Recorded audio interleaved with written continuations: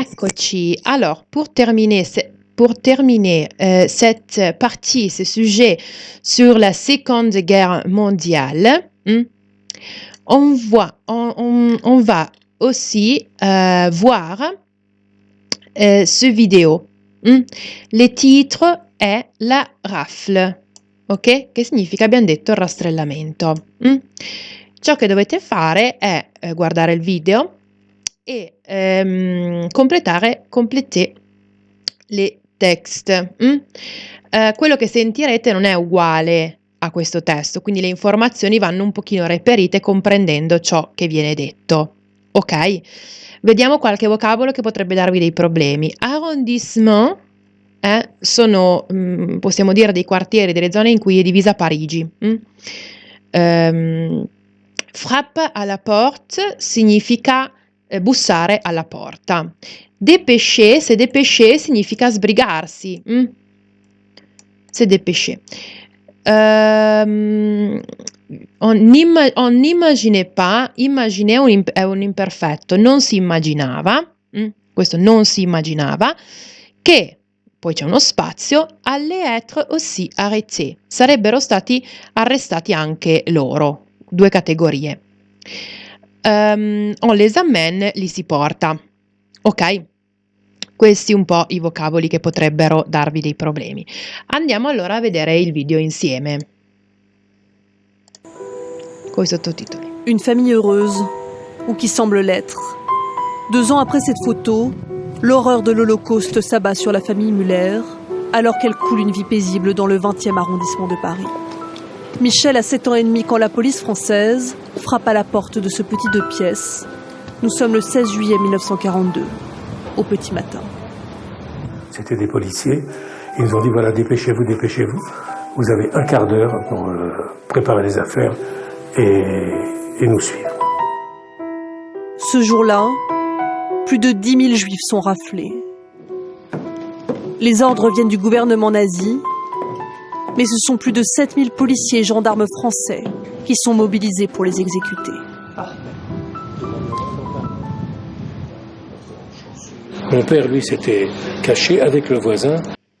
Mon père, lui, questo è un pronome tonico, utilizzato come secondo soggetto. Mon père, lui, s'était caché, questo è l'imperfetto del verbo essere, caché, nascosto, avec les voisins, con i vicini.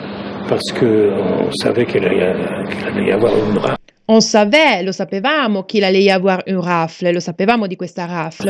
Il y en avait déjà eu précédemment, mais on n'imaginait pas qu'on allait arrêter les femmes et les enfants. Et pourtant, femmes et enfants sont arrêtés. Et pourtant, eppure, femmes et enfants sont arrêtés. On allait vers le centre de tri.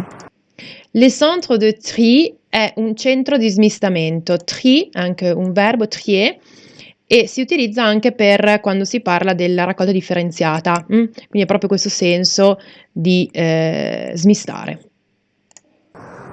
On se demandait ce qui allait se passer. On avait nos baluchons, nos valises. Ma mère était manifestement inquiète. Moi, je me demandais, mais qu'est-ce qui va se passer?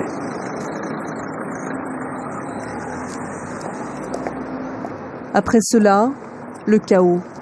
Au centre de rassemblement du quartier, les 2 frères aînés de Michel, Henri et Jean, parviennent à s'échapper et à retrouver leur père. Il les confiera à sœur Clotilde, une religieuse rencontrée dans un train. Michel, sa sœur et sa mère sont embarqués dans un bus et envoyés au tristement célèbre Vélodrome d'hiver. Une zone d'attente désignée par décret par les nazis. Una zona d'attente, una zona di attesa. Benissimo. Allora, ricapitolando, per la settimana prossima io vorrei questo esercizio, il 2, l'esercizio 4 e il résumé della Seconde Guerre mondiale, ok? Me lo potete mandare via Word, possibilmente, scrivendo ad esempio esercizio 2, 1 ho messo la A, 2 ho messo la B, 3 ho messo la C e non sono queste le risposte giuste. Non so, nell'esercizio 4 nel posto 1 ho messo Paris, nel posto 2 ho messo, non so, ok? Altrimenti mi mandate le foto e va bene anche così.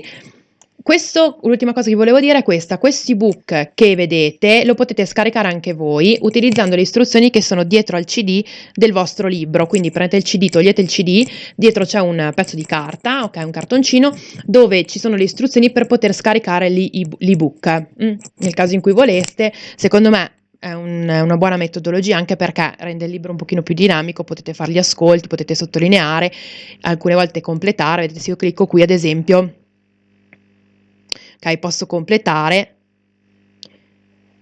e volendo avere anche la verifica.